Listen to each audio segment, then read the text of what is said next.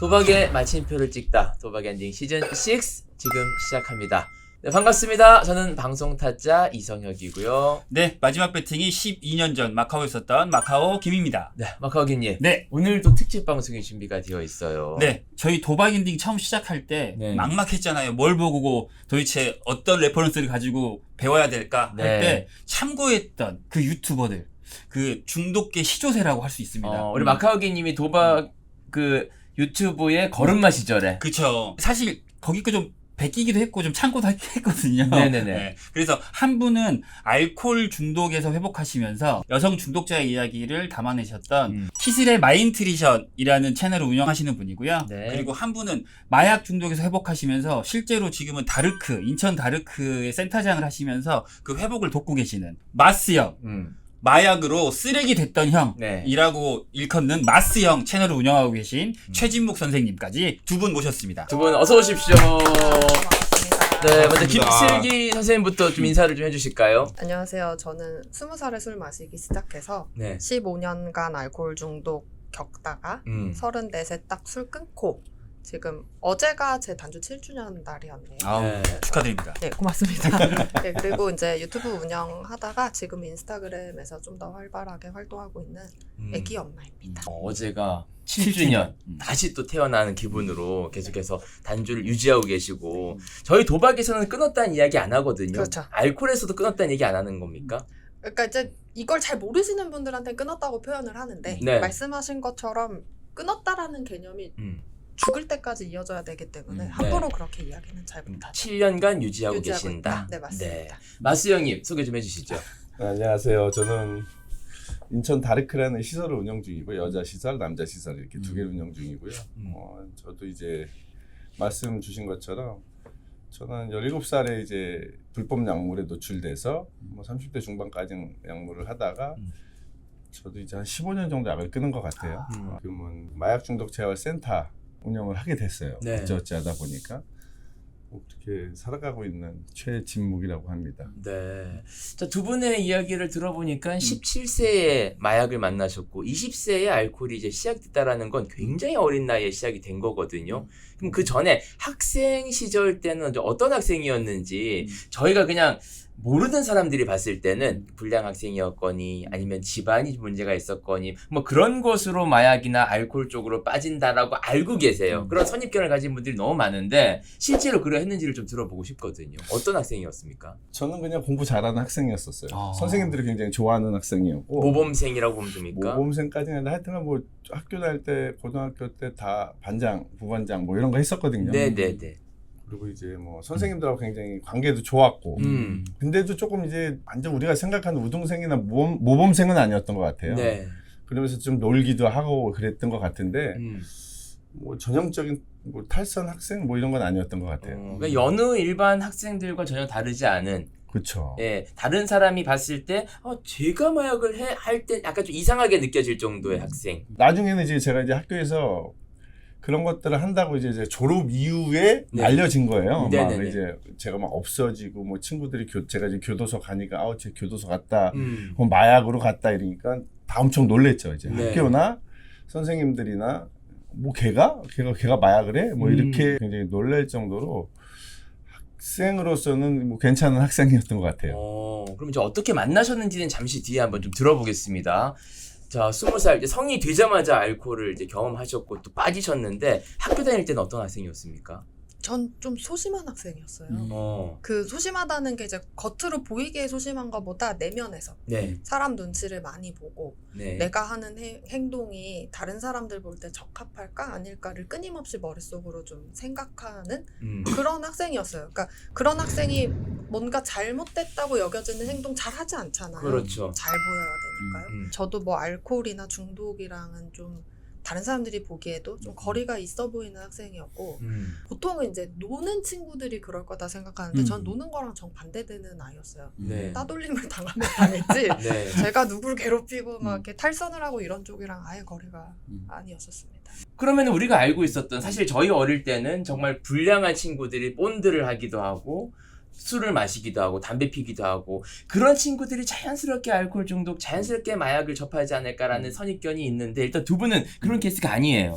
그게 딱 네. 착각인 건데 네. 사실 도박 중독자들의 특성을 봐도 그래요. 그러니까 저는 도박, 마약, 알코올 다 가리지 않고 중독자들의 이 중독을 만나기 전의 상태를 보면 남의 눈을 엄청 의식하거든요.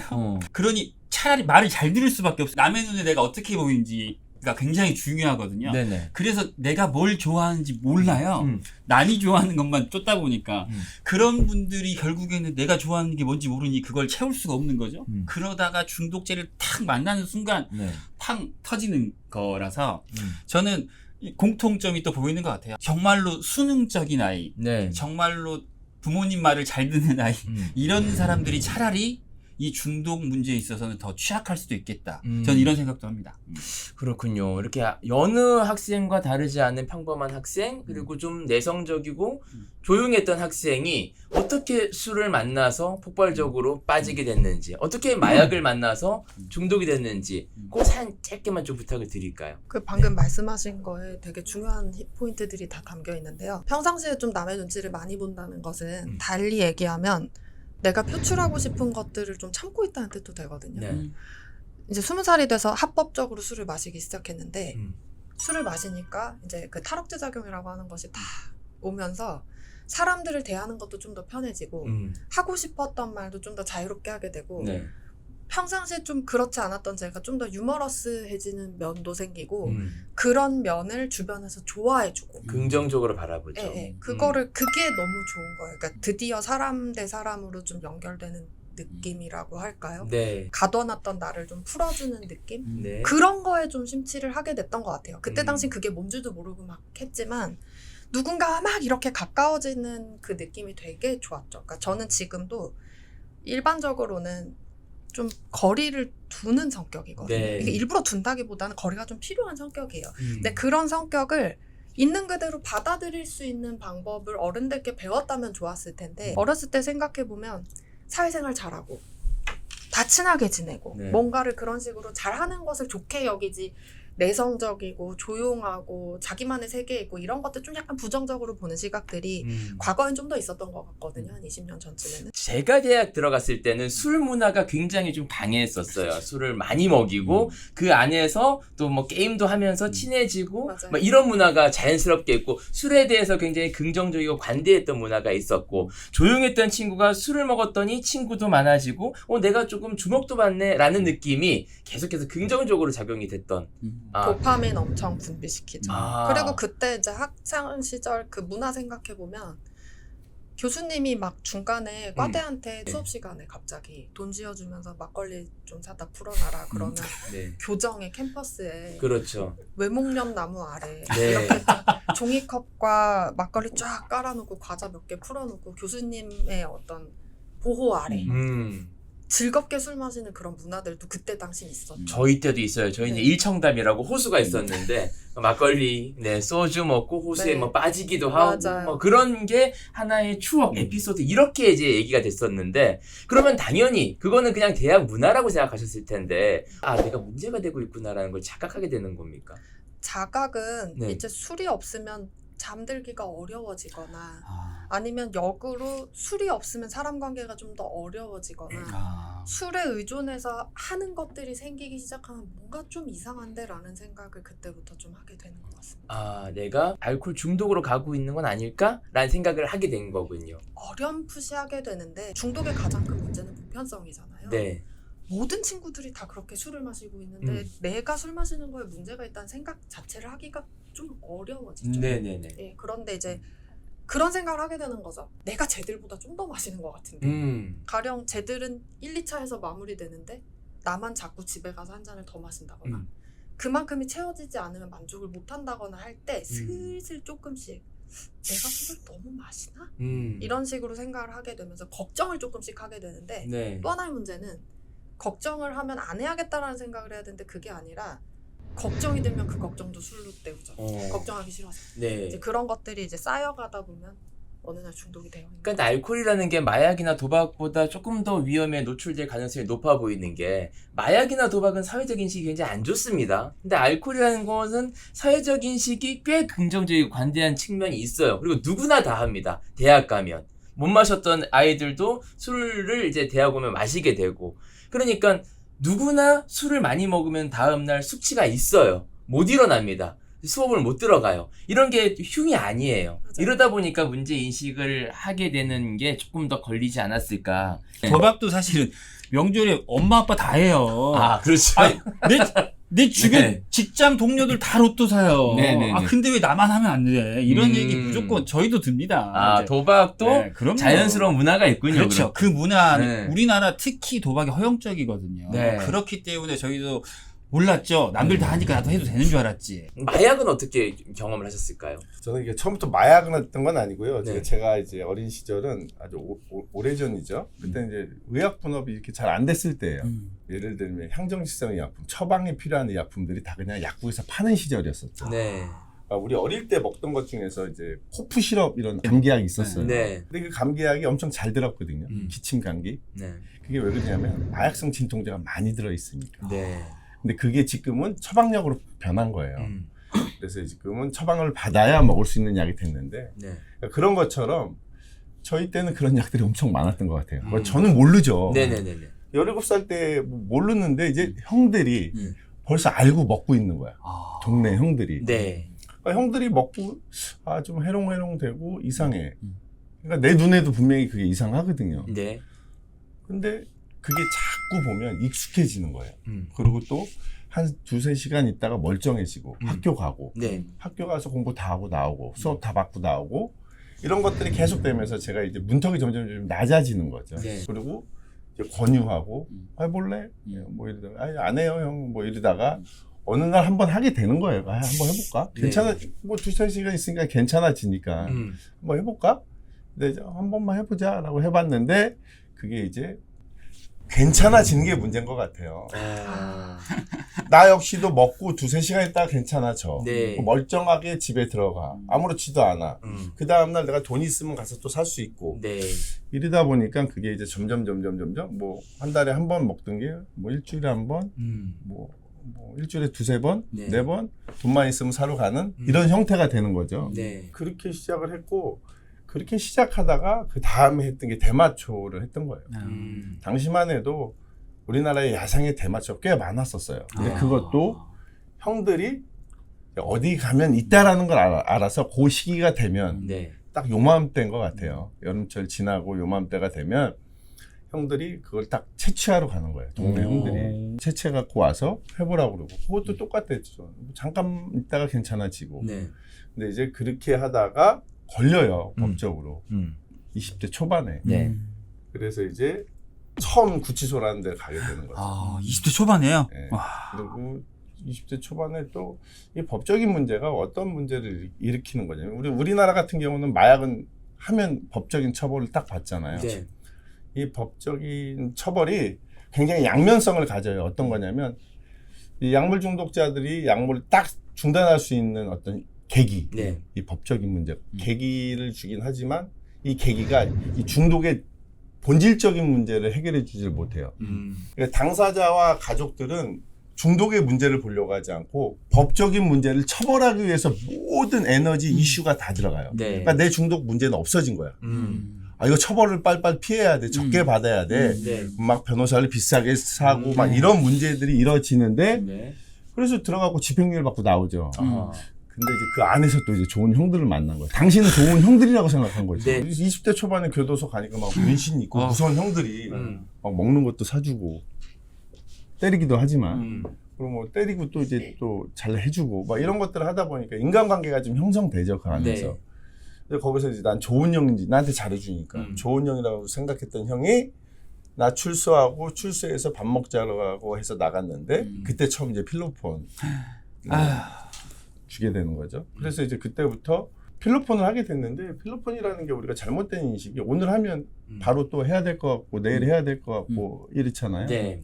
근데 저는 필로폰하고 7개월 만에 했어요. 어. 두 번째 하고도 거의 또 7개월 만에 했어요. 어떤 거냐면 내가 진짜 이 심각한 중독 안으로 들어가기 위해서는 그 많은 사용과 그다음에 그 사용으로 인해서 중독 증상이 발현될까지 꽤 오랜 시간이 걸려요.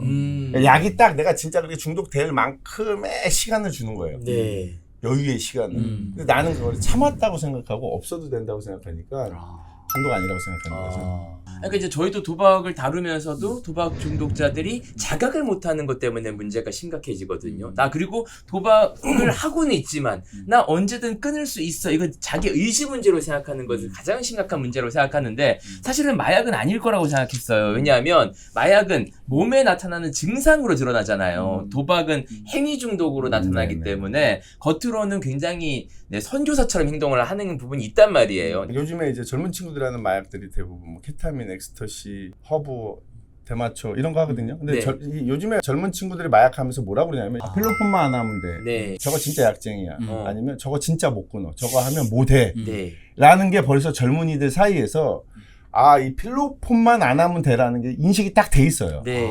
이게 어떤 문제냐면 필로폰 하는 애들은 하다 보면 어느 시점이 되면 아 이거 끊어야 되는데라는 자각을 해요. 네. 왜냐하면 끊지 않으면 일상을 하지 못하라는 육체적으로 증상이나 어떤 또 이제 심리적으로 이제 갈망 같은 걸 엄청 느끼니까 네네.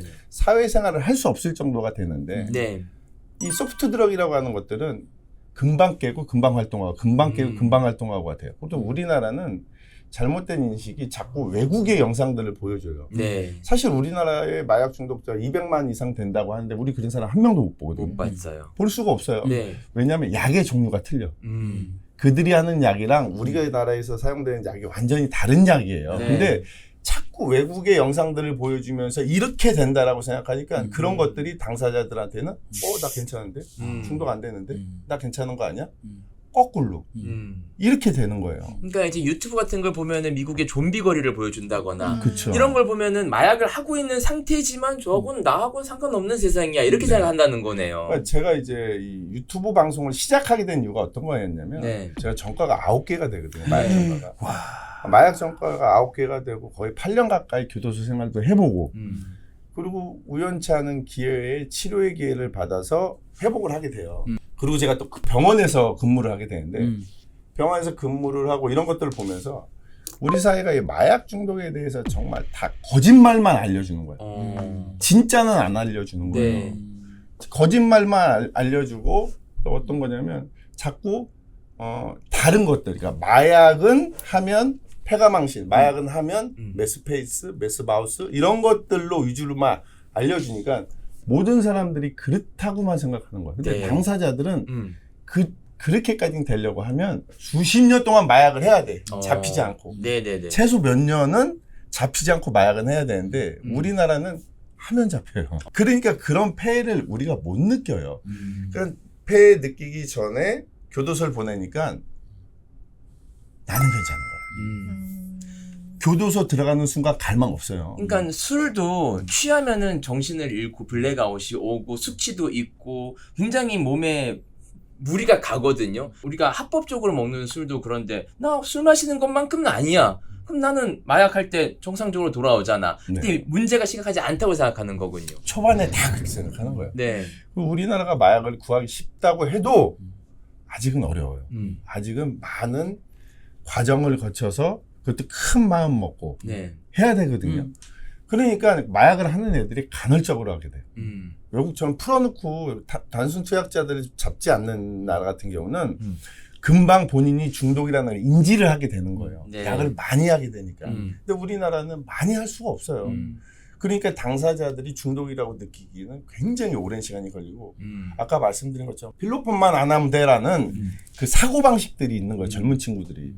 그러니까 젊은 친구들 입장에서는 더 마약이라고 생각이라고 안 하고 중독이라고 생각을 안 하는 거죠. 이거 네. 뭐 그냥 레크레이션이야. 뭐 나를 위한 거 아니야. 외국 나가면 다 파티 드럭 하잖아. 네. 우리도 그렇게 하는 거지 뭐. 이런 인식으로 점점 바뀌어가는 거죠. 야, 이 도박도 그렇고 알코올도 그렇고 마약까지도 중독이라고 인식하지 않고 하나의 뭐 음식 정도, 나를 기분 좋게 만들어주는 하나의 도파민제 정도, 이 정도로 생각하는, 가볍게 생각하는 것부터가 굉장히 문제의 출발점이라고 봐야 되겠네요. 아니, 마약, 술, 물질 중독이 있고 도박은 행위 중독이니까 네. 뭔가 다를 것 같지만 저는 똑같다고 생각합니다. 도박에 빠진 분들 나 중독 아니야. 돈 문제야. 도박 빚만 없으면 나 절대 도박 같은 거 안 해. 라는 이야기 엄청 많이 하시거든요. 저는 정말로 많이 다 있다고 생각하고 그래서 결국은 이 중독 문제에서 회복하는 시발점은 결국은 다 똑같구나. 나는 도박 문제가 알코올 문제가 마약 문제가 내가 중독에 빠졌구나라는 자기 인식, 자기가 그걸 받아들이는 거에서 결국 시작하겠구나. 모든 중독은 그런 생각이 또 드네요. 네. 지금도 실수하고 잘못하고 살아요. 네. 인간이기 때문에 완벽할 수가 없잖아요. 근데 그런 것들을 다시 안 하기 위해서 굉장히 노력하거든요. 그러니까 보통 성직자보다 더 성직자다운 삶을 살게 돼요, 저희가. 그 사회가 우리한테 또 그걸 요구해. 네. 근데 요구하는데 별로 싫지가 않아. 나 그냥 그렇게 살아갈 수 있어. 이렇게 되거든요. 네. 아파본 사람은 누군가 아픈 걸 보면 괴롭거든요. 저 고통이 뭔지 아니까요. 그래서 그냥 저 사람이 안 아팠으면 좋겠는 거예요. 그러니까 안 아픈 사람을 보면 내가 행복한 거예요. 그리고 내가 도와준 누군가가 좋아지면 그게 행복한 거예요. 그러니까 저 사람이 좋아져서 행복하다기보다 저 사람이 안 아픈 걸 봐서 행복한 게 되게 크죠.